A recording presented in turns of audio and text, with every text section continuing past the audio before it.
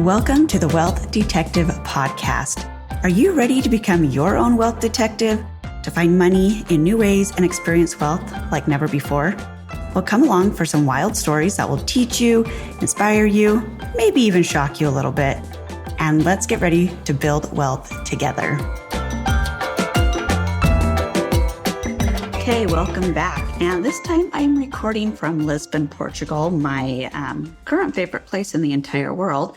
Not gonna lie, been wanting to come here for over 13 years. And can I just say it's kind of a freaking magical place.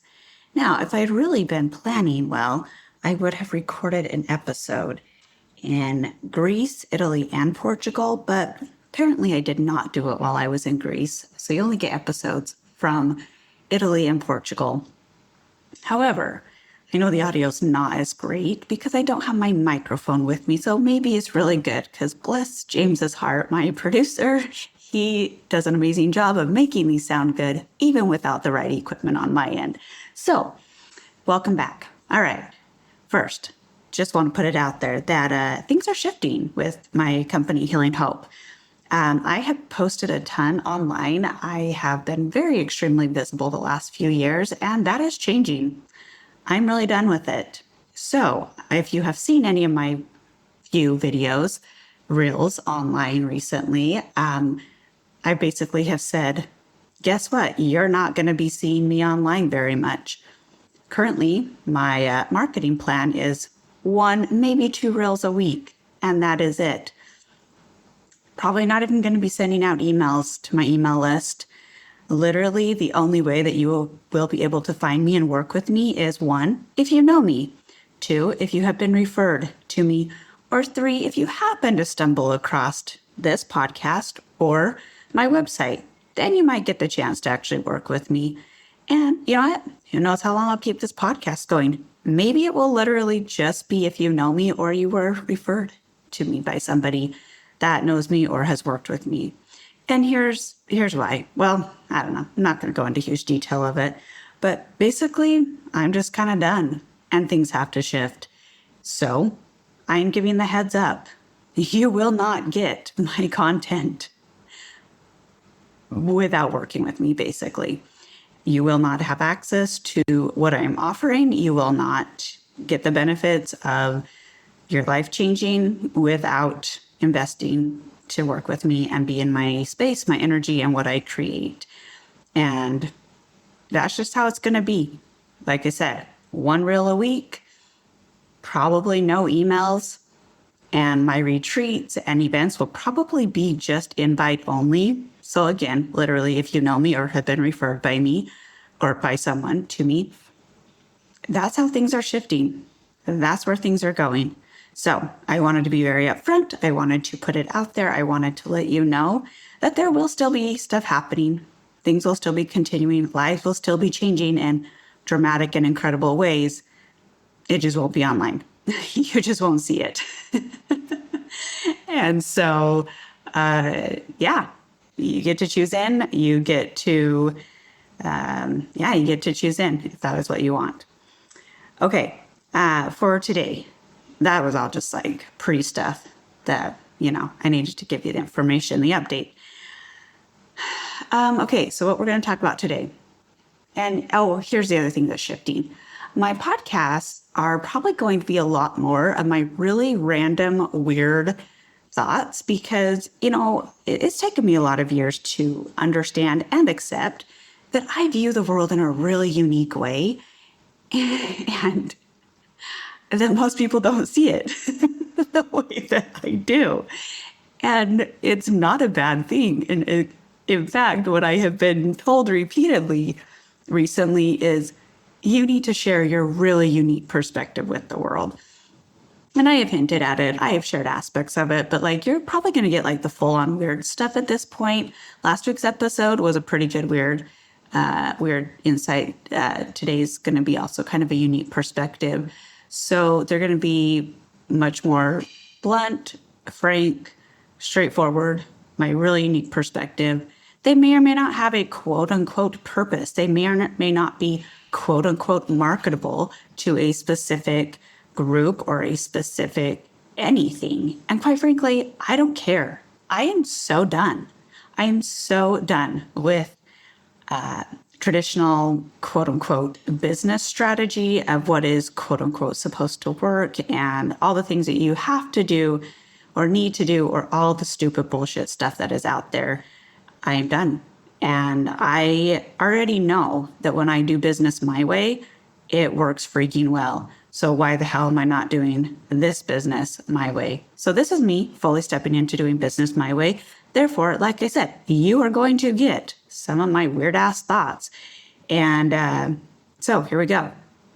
What's the difference between a 3-star hotel and a 4-star hotel?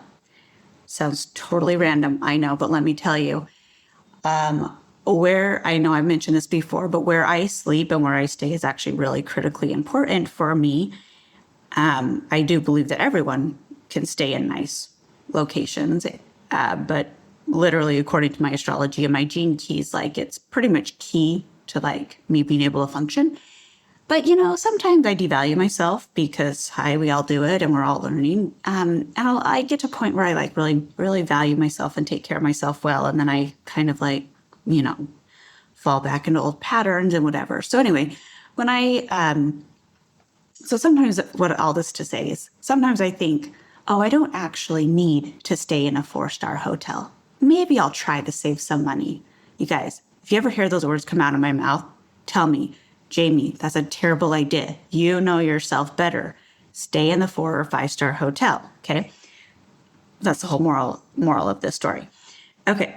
So in Italy, and I'm not going to give you the full details because that is actually only for my group program that I shared the full details of this story. However, I will give you the overview that basically I landed in Italy and I checked into the place that I had booked. It was awful. It was terrible. It's a 3-star hotel.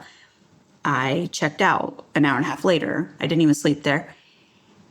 I booked another place, which looked really good online. It was a 3-star hotel. It looked really good online. It was also terrible. Okay. I stayed there way too long. And here's the thing. When I went to find, both of those locations, they were extremely difficult to find. I mean, let's be real. A lot of stuff in Italy was kind of hard to find. I felt like I was driving in circles a lot of times. So that part was not necessarily unique. However, we're talking like the second place that I checked into or that I booked, literally like it's like 10:30, almost, well, it was after 10:30 at night. I'm alone. It's in like the southern part of Italy. It's dark. It is out in this country, this small little town. I am a solo female traveler, which I don't mind, and I feel quite safe like 97% of the time. However, I am still a solo female traveler. I am very, very intentional with my safety, okay? And so, I'm not gonna lie, I felt a little unsafe in this situation. Anyway, long story short, we could not figure out where to go into this place, okay? So finally, I pull over, I find their WhatsApp number, I message them. I'm like, where the hell are you located? Okay, I was a little more, PC than that, but that was the sentiment behind it. I was like, this is ridiculous. I can't even find you guys. They're like, oh, we're at the metal gate. And I'm like, okay, well, fantastic. I actually do see a metal gate. How the hell do I get in the metal gate? Oh, well, there's a code. Okay, sweet. Can I get that freaking code, right? Okay, so they finally send me these instructions, okay? Let's just have a gate code. I try it. The gate makes a lot of noise and it does not move, okay? So I put in the code again. Finally, it opens, okay? I go in and I park.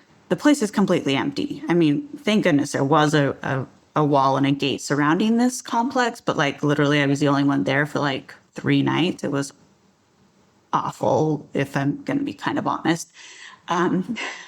Also another moral of another story. Anyway, so I go in and I'm like, great. Do I need to check in? And they're like, oh, we'll do it in the morning. I was like, great. Where's my room? How do I get to my room? How do I how do I do this? Right.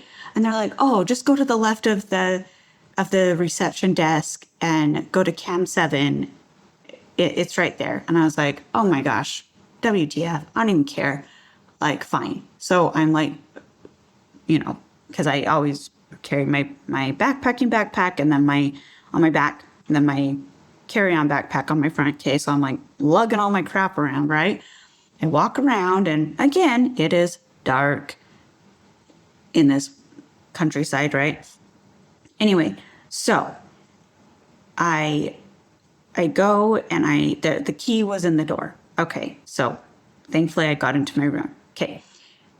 Needless to say, I actually, like, the day that I checked out, because I checked out early, that was the day they checked me in officially. Like, it's so weird, right? Okay. No, I'm like, very little information, very little of anything. Okay.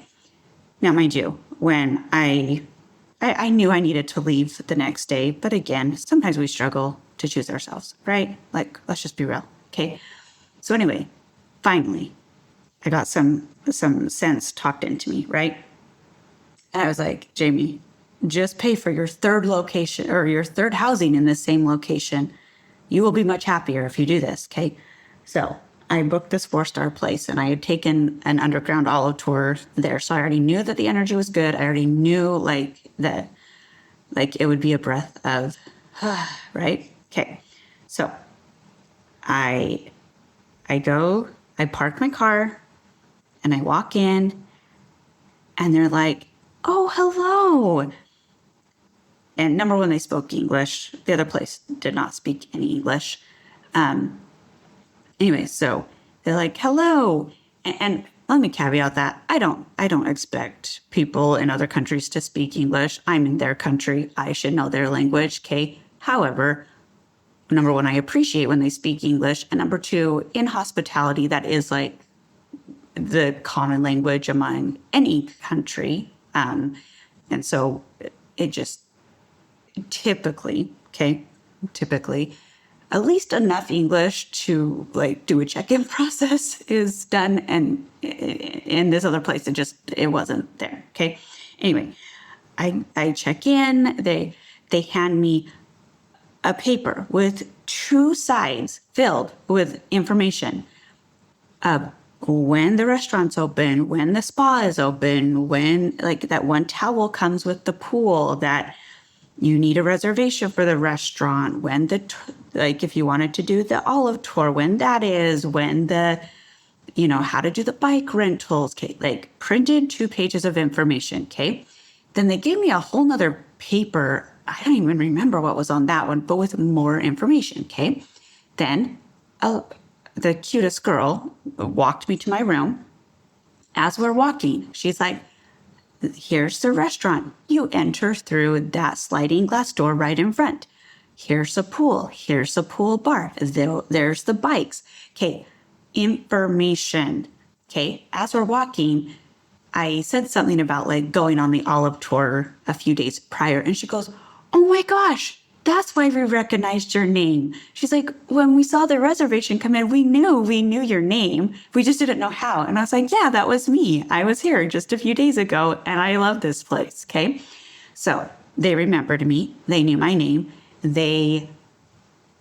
She walked me to my room, opened the room, gave me a couple of instructions in the room, showed me around. Okay.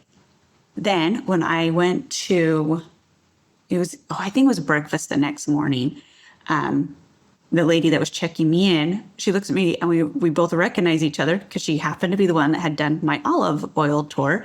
And we were like, hello. Well, I mean, I said ciao, or I can't even remember.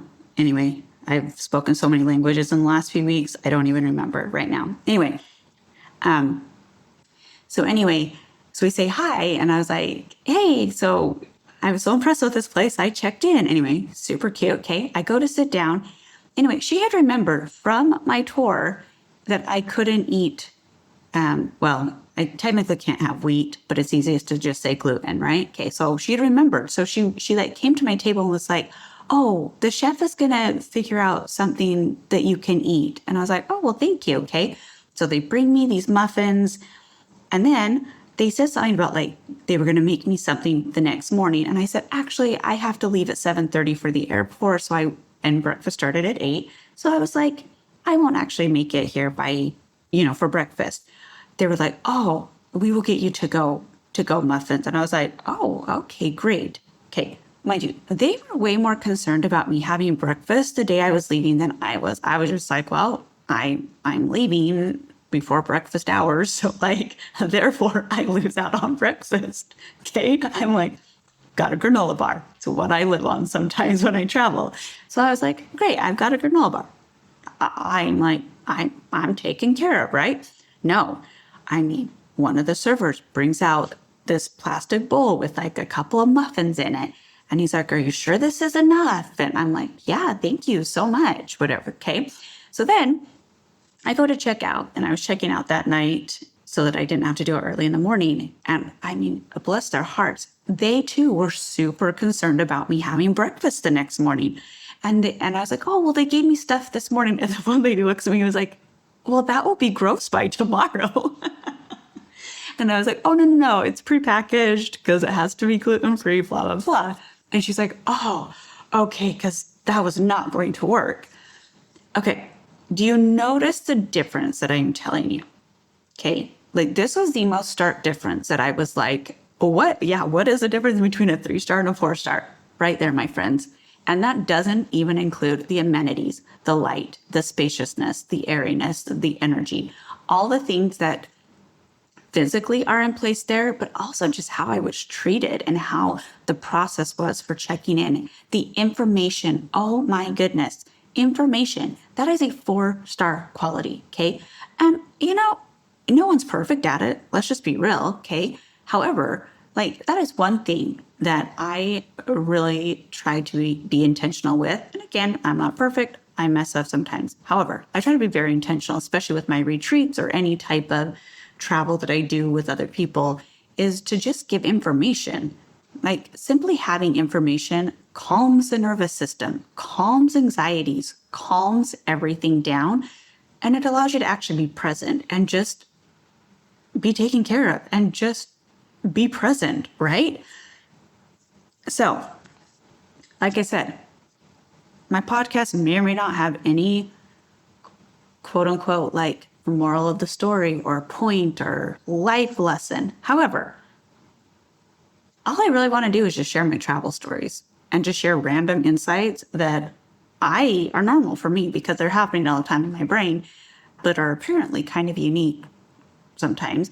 So that's what you're going to get at this point is I'm just going to be sharing random shit with you. And if you like it and it resonates, then I sure hope you enjoy it. And if it doesn't, that's okay too. So anyway, I hope you have a fabulous rest of your Thursday, and we will talk to you soon.